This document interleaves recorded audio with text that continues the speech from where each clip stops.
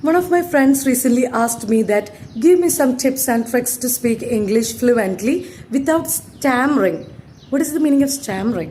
Vikkuga.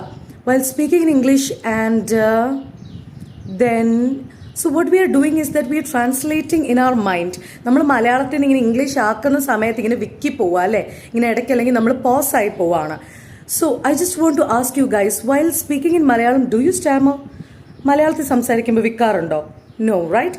Because നമ്മൾ ജനിച്ച കാലം തൊട്ടേ നമ്മുടെ തലയ്ക്ക് ചുറ്റിനും നടന്ന് എല്ലാവരും മലയാളത്തിലാണ് സംസാരിക്കുന്നത് അല്ലേ. അപ്പോൾ നമുക്ക് എഴുതാൻ ചിലപ്പോൾ കൺഫ്യൂഷൻ ഉണ്ടെങ്കിലും മലയാളം പറയാൻ നമുക്ക് കൺഫ്യൂഷൻ ഇല്ല.